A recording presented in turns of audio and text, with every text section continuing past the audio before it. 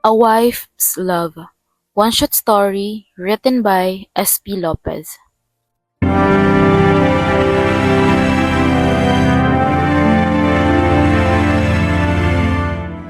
Lumayas ka! Gigil niyang hinaltak sa braso ng kasalukuyang nakaluhod na esposa. Makinig ka muna sa akin, please. Ihinarang niya ang isang kamay sa pintuan nang patulak siyang pinapalabas ng esposo. Pinagbibintangan siya ng esposo ng bagay na hindi naman niya ginawa kahit na anong sabihin niya rito ay bingi sa anumang pagpapaliwanag. Lumayas ka sa pamamahay ko! Haliparot ka! Alis! Hinawi ng malabatong kamao ni Rex ang kamay ni Aisha. Napilit inihaharang sa daraanan. Gaano mang gawing pagpipigil nito sa asawa ay walang nagawa ang paglaban niya kumpara sa lakas ng lalaki. Lumayas ka dahil hindi kita kailangan! Sobra na. Hindi na niya kaya ang pagtratong iyon ng asawa. Napahaplos siya sa tapat ng dibdib nang maramdaman doon ang pagguhit ng kirot. Hindi mo ko kailangan ipagtabuyan! May pagpipigil sa boses ni Aisha habang sinasabi ang mga katagang iyon, kasabay ng pagbawi sa brasong mahigpit na hawak ng kanyang kabiyak. Kung ikakaligaya mo, ang pag-alis ko, gagawin ko. Ito lang ang tandaan mo. Hindi kita kailanman niloko at kayang lokohin. Hinila niya ang sarili at tumungo sa labas ng pintuan. Sa tinagal-tagal ng panahon na pagsasama nila, ay hindi pa siya nasaktan ng asawa dahil alam niyang mahal siya nito, higit pa sa pagmamahal niya rito. Pero dahil sa isang maling balita, ay kinain ng puot at pag-aalinlangan ang puso nito. Balitang agad pinaniwalaan na wala man lang malakas na ebidensya o anumang katibayan na mayroon siyang gawain. Hindi ko kailangang marinig ang mga kasinungaling buuin mo. May kalakasang sagot niya sa asawa. Tama na ang pag-iinarte mo. Tama na ang minsang lokohin mo ko.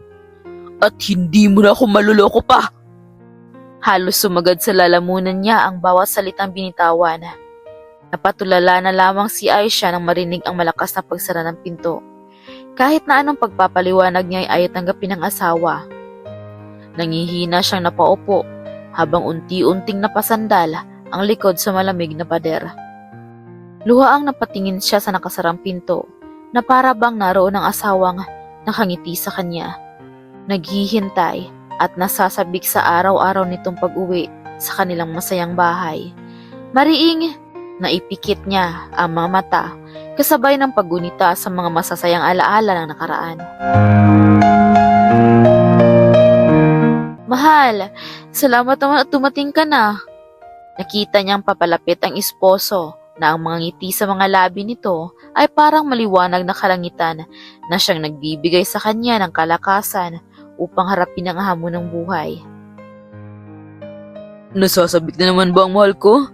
Sinabayan nito na nangaakit na kindat na lalong nagpaluwang sa ngiti ng huli. Mahal. Pakiramdam niya hirap siyang bigkasin ng 5 letra na iyon na kahit kailan ay hindi niya aalisin sa kanyang buhay. Para siyang naiihi sa hilig na hindi niya maipaliwanag sa tuwing papasadahan siya ng makalaglag panty na tingin ni Rex. Napataas ang isang kilay niya nang makita ang namumungay na mata ng esposo. Mahal? Kasalukuyan siyang naghahain ng kanilang pananghalian. Pwede ba? Ang alin? Kunway hindi niya alam ang nais tukuyin ng asawa. Halos mapamura siya sa gulat nang bigla siyang buhatin ng huli. Kasunod ang sabay na pagkahiga sa malambot na sofa. Aray! Ungil niya sa klaseng ng aakit. Masakit yun ah. Ginulat mo ko. Na-excite lang. Pagpapalusot ni Rex. Kakain na. Yakag ni Aisha sa esposo. Ikaw munang kakainin ko. Bastos! Harutang walang katapusan ang nagaganap sa dalawang pusong umaalpas at walang pagsidla ng kasiyahan. Walang ibang iniisip kundi ang mapasaya ang isa't isa. sa pamamagitan ng kanilang wagas na pagmamahalan. Mahal na mahal kita, Aisha. Mahal na mahal din kita, Rex. Ano ngayon ang gagawin mo? Malalim na bumuntong hininga ang pinakawalan niya. Naghihintay. Walang ganang sagot kay Helen, her high school friend. Laging karamay sa saya at lungkot, sa ligaya at luha, mula pa nang sila dalaga pa. Hanggang saan? Hanggat kaya ko. Walang ganang sagot niya kay Helen. Narito lang ako. Huwag kang mag-alala, hindi kita iiwan. What are friends for, di ba? Naramdaman niya ang mainit na palad na humahaplos sa kanyang likod. Alam niyang isang pagpapaalala sa kanyang kaibigan iyon. Nais niyang maging matatag pero hinihila siya ng kalungkutan sa dako ng karimlan na siyang nagdudulot ng sakit na pilit umuukit sa kanyang puso. Hindi ko alam ang gagawin ko. Tuluyan na ngang bumagsak ang luhang kahit napigilan niya ay kusa pa rin naglanda sa kanyang pisngi. Kailangan mo munang magpahinga. Ipagbabukas na natin muli ang pag-uusap. Salamat, Helen. Wala yun. Para ka namang iba. Para na kitang kapatid kaya huwag ka nang mag-isip pa ng iba, ha? Mahinang tango ang tanging sagot niya sa kaibigan. Nais man niyang huwag mag-isip pero hinahalongkat ni alaala ang mga nakaraan kasama ang asawa. Magpahinga ka na. Iniwan na siya nitong mag-isa at tumuli na sa kwarto nilang mag-asawa. Pinatuloy muna siya pansamantala sa bahay nito dahil ayaw niya munang umuwi sa bahay ng kanyang mga magulang.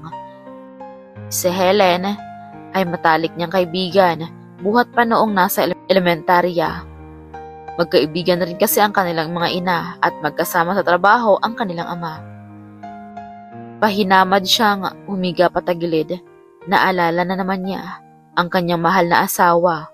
Ngunit ano ang dapat niyang gawin upang maibalik niya ang nasirang pagtitiwala nito sa kanya? Kasalanan bang magtiwala sa isang kakilala? Ngayon niya napagtanto na hindi lahat ng taong nakakasalamuha at may magandang ipinapakita sa iyo ay dapat ng pagkatiwalaan. Mahal, miss na kita. Hilam sa luha ang kanyang mga mata bago niya naramdaman ang paghila sa kanya ng antok, marahil sa pagod na rin ng kanyang katawan sa maghapong pag-iyak.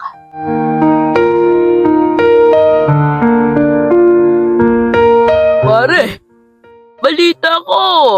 Kasali ka sa matatanggal sa factory. Hindi na niya kailangang lingunin ang katabi dahil iisa lang naman ang tumatawag sa kanya ng pare sa kanilang trabaho. Wala pang kumpirmasyon, pare. Nakita ko ang pangalan mo, pare. Saka, napapansin ko, ilang araw ka na matamlay. Naninibago ako sa'yo dahil bigla ka na lang nawala ng sigla. Hindi ko naman ganyan itong nahuling nagdaang araw. Siya si Wilson, isa sa pinakamatagal ng manggagawa sa pabrikang pinapasukan nila Rex. Isa siya sa pinagkakatiwalaan ng may-ari ng factory. Marami rin itong alam na kasamaan at bulok na gawain ng kanilang mga garapal na amo. Pero nananahimik ito dahil ayaw niyang mawalan ng trabaho. Napapikit siya ng mariin hindi dahil sa balitang nalaman, kundi sa pag-iisip sa asawa. Oo, aaminin niyang labis-labis na niya itong gustong makita, mahalikan at makasama. Pero kapag sumasagi sa isipan, ang balitang pinagtaksilan siya nito ay bumabangon muli ang galit sa kanyang puso. Iwan mo muna ako, pare. May problema ka ba? Pangungulit ni Wilson, sa halip na sundin ang utos ng kausap na iwanan siya, ay nagseryoso at hinarap niya ang nakatalikod na kaibigan. Baka makatulong ako. Pabagsak na tinapon ni Rex ang hawak na kahon na kasalukuyang pinaparaanan ng packing tape sa ilalim. Hindi ko kailangan ng kahit na anong tulong. Mahinahon ngunit may diing wika niya sa kausap. Hindi na muling nagtanong pa si Wilson dahil baka kung saan pa mapunta ang usapan. Tahimik niyang iniwan sa kinaroroonan si Rex. Mahal ko, kailan kaya kita muling mayayakap? Sabik na hinagkan niya ang larawan ng esposo. Ilang araw na kitang hindi nakikita. Mahal na mahal kita. Pero, bakit hindi ka nagtiwala at nakinig sa akin? Puno ng pagdaramdam na wika niya, habang hindi inaalis ang mga mata sa larawang hawak na unti-unti nang lumalambot dahil sa masaganang luha na naiipon doon. Hindi niyo na ba maayos yan? Baka pwede niyong pag-usapan ang sitwasyon niyo. Helen? Hindi niya namalayang nasa tabi na pala niya ang kaibigan.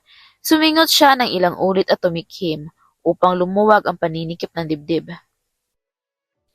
Ayusin mo ng sarili mo. Sumabay ka na sa aming pinanghalian. Wala akong gana. Sa totoo lang, hiyang-hiya na siya sa pagtulong sa kanya ni Helen. Oo, at wala namang sinasabi ito o ang asawa. Pero kakainin niya ang kanyang pride dahil wala siyang ibang mapuntahang iba maliban sa bahay ng mga ito. Huwag mong sabihin magpapakamatay ka na. Nahihiya na ako sa inyo, Helen. Ano bang pinagsasabi mo? Tigilan mo nga ang pagdadrama, hindi bagay sa'yo. Halika na, kumain na tayo. Hindi ko alam pero iba ang pakiramdam ko. Nangangasim ang sikmura ko at hinahanap ko ang amoy ng asawa ko. Nananamlay ako lalo na sa umaga. Napatitig si Helen kay Aisha. Bakit? Nagtatakang tanong niya sa pagtitig sa kanya ng kaibigan. Madalas mo ba maramdaman yan? Hindi naman. Mga mag-iisang linggo na. Bakit? Bigla siyang kinabahan sa tono ng kaibigan. Nagkaroon ka na ba sa buwang ito? Usisan niya kay Aisha. Nagkaroon? Naodlot ang sasabihin pa sana ng maalalang hindi pa nga siya nagkakaroon ng buwan ng dalaw. 3 linggo na siyang delayed. Buntis ba ako? Wala sa loob na tanong niya sa kaharap. Tanging ngiti lang ang sagot ni Helen sa tanong na iyon ng kaibigan.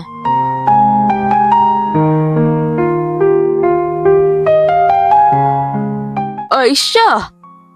Ma, niyakap niya ang kanyang ina. Napadalaw ka, anak. Inakay niya papasok sa loob ng bahay ang anak. Mag-isa ka yata. Nasaan ang asawa mo? Ma, pwede bang dito muna ako kahit ilang araw lang?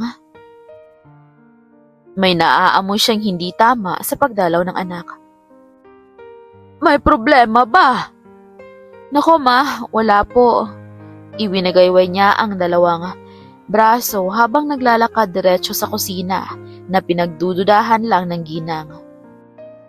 Ma, may puto ba kayo? Ano ka bang bata ka? Kailan pa kami nag-imbak ng pagkaing madaling masira? Saan po pala si Papa? Nakatakip siya sa kanyang ilong nang bumalik siya sa kinatatayuan ng ina. Bakit pa ang baho ng ref niyo, ma? Biglang nahiwagaan ang ginang sa ikinikilos ng anak. Anak, magtapat ka nga sa akin.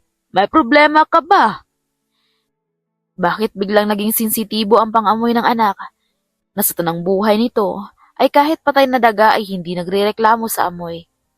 Tahimik siyang umupo sa sofa na sinundan naman ng ina. Nag-away ba kayo ng asawa mo? Payokong isinubo niya ang hawak na isang pirasong mani na nakita sa ibabaw ng mesa. Ano? Bakit? Naguguluhan pa po ako ngayon, ma. Ipapaliwanag ko po lahat pero sa ngayon ay nais ko po munang sanang makapagpahinga at mag-isip ng maayos. Alam niyang mabigat ang problema ng anak niya, kaya hinayaan na lamang niya ito. Bilang isang ina ay masakit na makita ang lungkot sa mukha nito, pero igagalang niya ang gusto nito. Ano mang pagsubok ang dinaranas nito at ang asawa ay naniniwala siyang malalampasan din nila. Natural lamang ang mga gusot at away sa pagitan ng mag-asawa. Sige anak, magpahinga ka muna. Narito lang kami ng papa mo para sa'yo. Salamat, ma.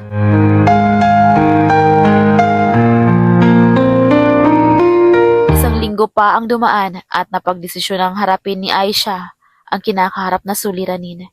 Kinabukasan ay pinuntahan ni Aisha si Fatima, ang punot dulo ng hindi nila pagkakaintindihang mag-asawa. Si Fatima ay nakilala niya noon at isa sa mga naging kasintahan ng asawang si Rex. "Oh, napasyal ka!" Bungad bati nito nang sumungaw sa gate ang ulo ni Aisha. Pagkabukas nito, "Mag-usap tayo ng masinsinan." Diretsong sagot niya sa babae. Hindi nakaligtas sa paningin niya ang mapanurin nitong mata na humahagod sa kanya mula ulo hanggang paa. "Tungkol saan?" Pagmama ang maangang tanong niya sa huli. "Inuulit ko, bawiin mo ang lahat ng sinabi mo sa asawa ko." Buti na lamang at walang ganoong tao ngayon sa kinaroroonan nila. Napangiti siya. "Ayaw na ba sa'yo ng asawa mo? Eh di maghanap ka ng iba." "Boba, huwag mo kong itulad sa'yo na kung sino-sino nakakaniig. Mahal ko ang asawa ko. At kailanman ay hindi ko magagawa sa kanya ang mga gawa-gawa mong kwento." "Tanga ka pala eh. Sinabi ko na sa'yo na gusto akong ikama ng asawa mo." Malanding wika niya kasabay ng iinis na ngiti. "Bakit hindi mo tanungin ang asawa mong manyak?" "Sumusobra ka na. Hindi ang kagaya mo ang sisira sa pagtitiwala ko sa asawa ko. Sa bagay, kahit naman sino papatulan mo. Basta may hotdog, papatusin mo. O di ba? Dahil pokpok ka. Isa kang maruming bayarang babae." Malakas na tawa ang pinakawalan ni Fatima. Kasunod ang pagpilantik ng mga daliri. "Kaya nga naaakit ko ang asawa mo, di ba? Para sabihin ko sa'yo, kung hindi mo pa alam, kahit lasing ang asawa ko, hindi yun papato sa isang marumi, bayaran, at maluwag. Pareho lang tayo na may lihim, kaya huwag kang magbalinis. Ikaw na pokpok ka, hindi ko ipapantay ang sarili ko sa'yo. Isa ka rin namang babaeng marumi." Lumagapak ang kanang kamay niya sa pisngi ni Fatima na nagpatigagal dito. "Huwag mo akong ikumpara sa'yo dahil kahit kilala kita, hindi kita mapapatawad. Hindi ako natatakot sa mga kasinungalingan mo." Matalim ang tingin pinukol niya sa kausap habang haplos ang nasaktang pisngi. "Ha? Ano kaya kung malaman ng asawa mo na hindi siya ang ama ng ipinagbubuntis mo?" Gigil ni Rex ang sariling kamao na masuntok ang padera kung saan siya nakakubli. Walang kaalam-alam ang dalawang babae na kanina pa siya nakikinig sa kanilang usapan. Ano ang usapan ng dalawang babae? Anong ipinagbubuntis ni Aisha? Buntis ba ang asawa niya? Halos manigas ang buong kamalayan ni Aisha sa kinatatayuan dahil sa narinig. "Anong ibig mo sabihin?" Malakas sa pinakawalan ni Fatima ang halakhak. "Ano? Natakot ba kita? Huwag mong itago dahil alam ko na buntis ka." "Paano ko nalaman?" "Ha! Wala ka na raw pakialam." Nag-isip siya ng maayos. Pinapakalma ang isip. Inaanalisa kung saan nakuha ng babae ang ideyang iyon. Una, walang ibang nakakaalam na buntis siya. Ngunit paano nalaman ni Fatima? Si Helen. "Ano kaya kung sabihin kong hindi siyang ama ng nasa sinapupunan mo?" Malakas ang loob niyang sinagot ang kausap. "Sa palagay ko, ay isa na namang paninira ang binubuo mo, Fatima. Alam natin pareho na kay Rex ang dinadala ko. At kung hinahangad mo ang asawa ko na mapa sa'yo, ay sisiguraduhin kong hindi ka magtatagumpay." Naguguluhan si Rex habang patuloy na nakikinig mula sa pinagkukublihan. Hindi pa rin siya nararadalang dalawa. Bakit ngayon ay iba ang sinasabi ni Fatima sa kabiyak at iba ang sinasabi niya noon sa kanya? Sino ba ang paniniwalaan niya? Ang asawa o ang dating kasintahan? Paniniwalaan ka pa kaya niya? Hindi ba't pinalayas ka na niya? Kawawa ka naman at ang asawa mo. Tatanga-tangang naniniwala agad sa akin. May kasiyahan sa kanyang mga mata dahil sa tagumpay na paghiwalayan ang dalawa. Alam kong maliliwanagan din siya. Kailan? Kapag naging puti na ang uwak? Malademonyong halakhak ang pinakawalan ni Fatima na agad na udlot sa ere nang putulin ng malakas na sigaw ng isang boses. Ngayon! Rex? Mahal? Sabay na sambit ni na Aisha na kakikitaan sa mukha ang pagtataka. Salungat sa ekspresyon ng mukha ni Fatima na parang binuhusan ng ilang kilong suka dahil sa pamumutla nang makita ang paglabas ni Rex kung saan. Pinaikot mo lang pala ako, Fatima!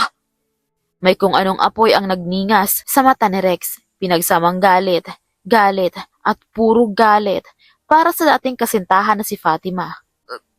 Kailan ka pa riyan? Nauutal na tanong niya sa lalaki. Napaatras siya ng kaunti na magtama ang kanilang mga mata. Hindi na mahalaga. Pero sapat na para kasuklaman ka at paniwalaan ang asawa ko. Nilapitan niya ang kabiyak na nooy namamalisbis na ang luha. Hindi makapaniwala si Aisha sa nasaksihan sa mga oras na iyon.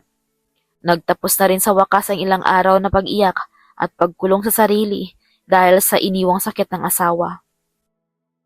Mahal ko. Niyakap niya ito ng mahigpit. Patawad kung hindi kita pinaniwalaan. Nabulag ako ng mga kasinungalingan ni Fatima. Patawarin mo ako kung nasaktan kita, mahal ko. Hinalikan niya sa noo ito at ginantihan ng mas mahigpit na yakap. Patawad. Hindi na nila namalayan ang patalilis na paglayo ni Fatima. Maliksing tumakbo ito palayo upang iligtas ang sarili sa maaaring mangyari. Bumalik ang dating saya ng kanilang pamilya. Nagsilang siya ng isang malusog na babae hanggang sa nasundan pa ito ng 2 pang lalaki. Wakas.